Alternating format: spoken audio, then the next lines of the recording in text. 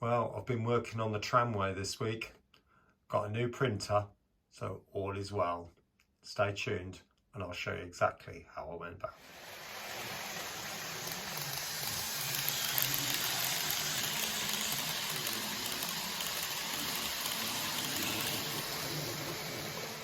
Well, good morning everyone and welcome back to Piccadilly. It has been quite a while since I did a layout video, but the printer is now all sorted and I'm ready to start on this section down here.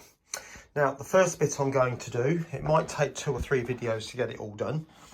There is quite a lot involved in all of this, but it's to do this tunnel where the trams come out. I'll try and get you in there so you can see it doesn't actually go anywhere, so it will be just a representation. But what I've discovered is that there is quite a distance here and there is a car sales place here.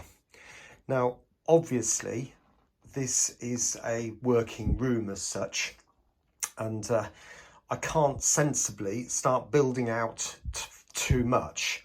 But what I can do is give an impression. So even though it's not true to life, so to speak, the real thing carries on in a straight line, I am going to jut it out a little bit here, probably by about 1 inch, to give the impression there's some depth when I get to about here, because that's when you get the underground, where there's some arches, well, there's arches inside and there's some columns running along here, and then from around about here, maybe just after here, it juts out a bit further, but this part of the room it doesn't matter so much, so I probably could come out maybe another couple of inches, so it'd be about to there. So that's my plan.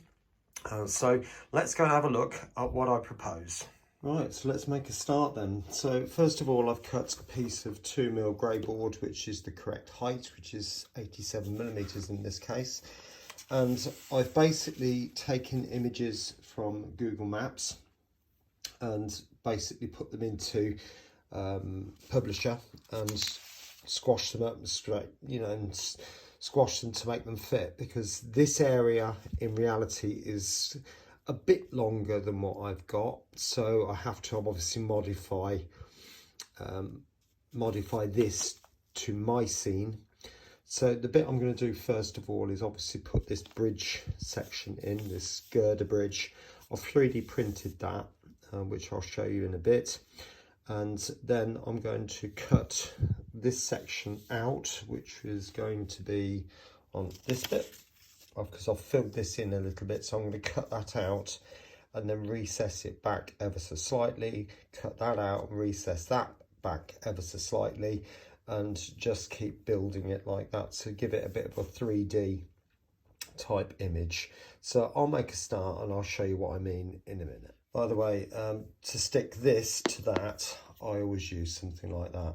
There's loads of different brands out there. It's dry, it's quick, and that's PVA at the end of the day. Okay, catch you then.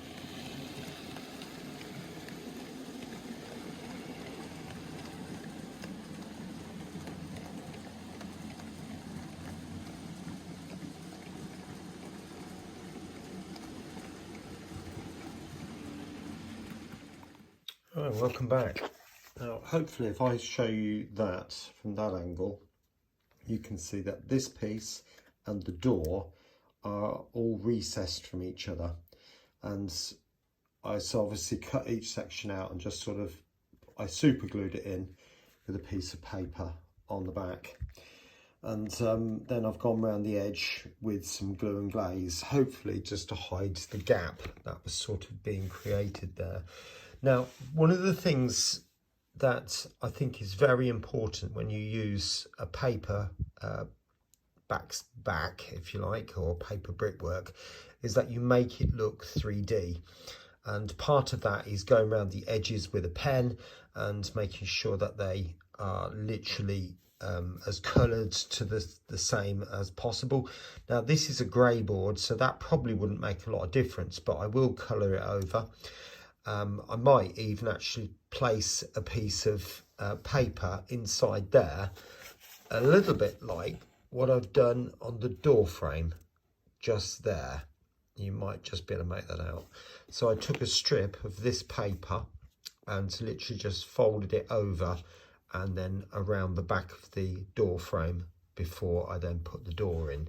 So it just makes it look as if the brickwork is just going around the corner. The other thing I'm going to do, this ridge line here, I'm going to cut out again from a fresh piece, which is this bit. I'm going to stick that to a piece of card, do the pen work as I described down the side, and then stick that on the top. That will help lift that area completely, and obviously complete that right up to the very edge there.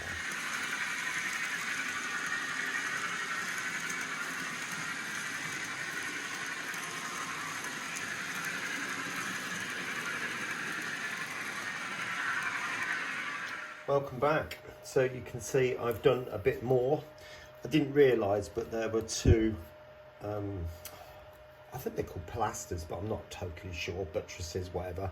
But I've added those now as well. So, and also modified, I've put coping stones along that. That was literally just a strip of 3mm grey, or 3mm wide 2mm grey board, and 5mm at this point, and then just cut into the slabs. I've dabbed some oil over it, but I'm finding that parts of it are coming off, and I don't mind that actually, because it leaves nice gaps in the wall. So I will varnish that over when I do the final matte varnishing, and hopefully that will seal and a number of them in. This wall here actually is curved because you can't sensibly have a sharp edge or a sharp corner on brickwork. You have to make it a little bit round for obviously for safety reasons, etc, etc, whereas this side it is just a point, so that will be easy to do. But the round it's not difficult by any means. So what I've done, I've just taken some I think it's 300 gram card, which you can see is quite thick, and that is 44mm high because that's the space I've got, and I've literally just cut it and folded it in half. Now the first thing I need to do, because I want it to go round, I'm just going to put it under my ruler and pull like that, and you'll notice it starts to curve. I'll do that a couple more times. I'm pressing quite hard on the ruler, and so that's going round quite nicely. So the thing to do now is to put glue on the inside there.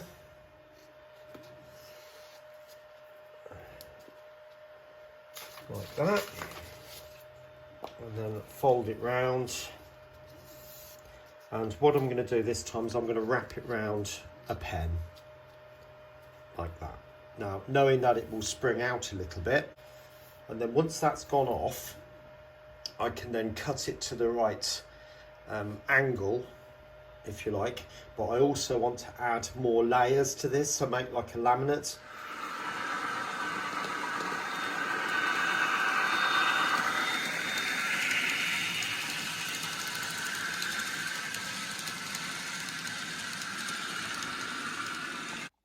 Right, the next thing. First of all, there's a glare running across the screen. I'm really sorry, there's not a lot I can do about that, so apologies. But I'm fitting this wall which goes down here, which happens to be this piece. And yes, I'm aware the colour is a little bit off, but I'll sort that out a little bit nearer the time. And I'm leaving this little bit on here because I'm not sure quite whether I need it or not at the minute. But there's an arch in about there somewhere, and conveniently there is in the woodwork.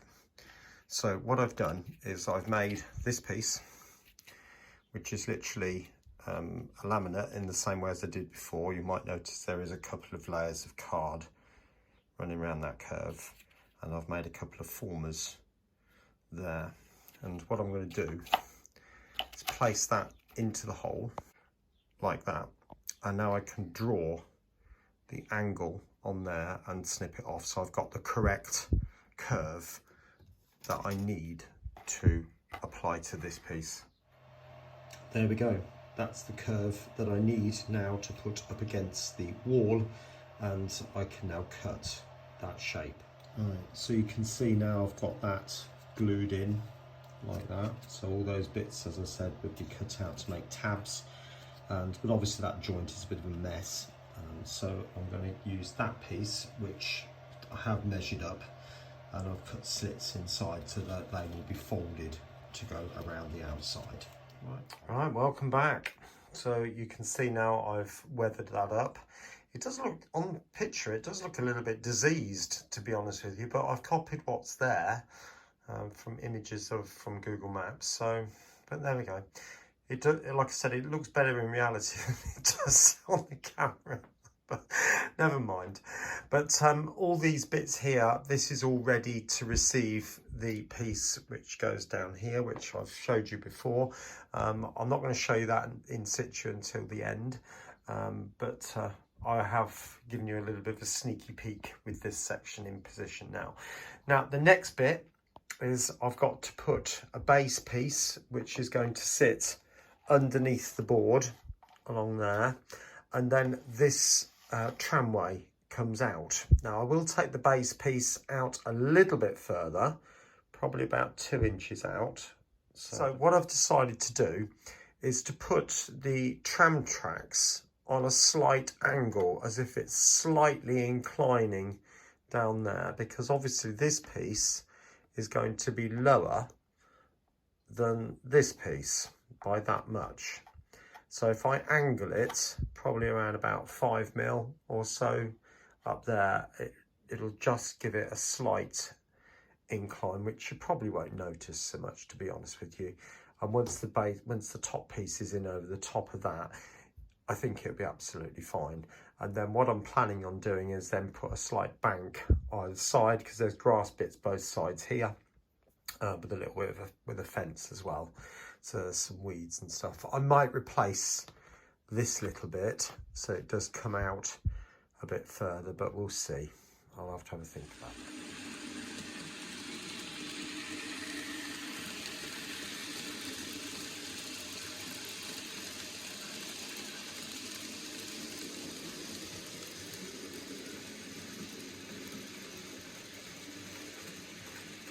Right, as you can see, I've started work on the tramway.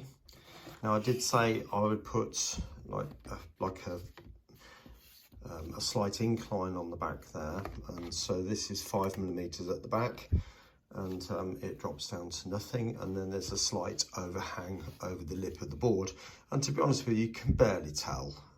There is a slight incline, you can see that, but it's hardly there. Now, also what I've done is I've cut some N gauge track, obviously removed the sleepers, and then glued it as straight as I possibly can to this board. And I've put an infill piece on the middle of that. Obviously there's going to be pieces either side as well, to represent the actual tramway itself, and because obviously at this point cars will be crossing over as if it's you know, a level crossing as such. So I will crack on with this now, and then I will put papers on it so that it starts to look like hopefully the ground that it's representing. Catch you soon. So there we go, there's the tram tracks in. So all I've done, excuse me, a few strings there, all I've done is added more card in these 3 sections here, and then as you can see I've just done a paint job on it, and that was literally just painted the dark grey, and then whilst it was still wet, daub some of these other colours on. So there's white, there's a beige colour, and there's light greys and all sorts, and then let that start to dry, and then just wash over it with some water and just watch it sort of do its thing, really. I did use pictures of the real thing to get it done, but there we go. Now you can also notice that I've put these extra pieces in, and yes, it does look a bit of a mess at the minute, but this is the basis, and obviously things got to get worse before they can get better. But the one thing, I had an idea as I was gluing it on, because you could probably tell from all the strings I've used a hot glue gun, like a spider's been underneath there, isn't it? But I thought, well, I might as well try and see if I can build up this area here to get rid of the step. And I think you can just about tell, but it's kind of worked. So using glue as a filler So I'm really pleased with the way that's come out. And obviously when you put grasslings, flocks over the top of that, you probably won't notice it anyway. So next stage is I've got to paint that brown, and then it's a case of getting some flocks on it. Or maybe put that bit back first. Catch you soon. Oh, it's taken a little while to get to this point, but you can see the scene is now starting to develop. And obviously I've got all the parts in and they've all been fitted. I had to do some filling down here. And when I put this piece in, that piece broke off, so I've had to sort of repair all that joint. But as you can see, it's all starting to look the part. So what I'm going to do now is to start flocking it. I'm not going to show you that, but static grass, and I'll be using lots of different colours, some dead, some bright, some, you know, all sorts. And then there'll be some foliage around these parts here, according to the picture from Google Maps. All right, I'll catch you shortly.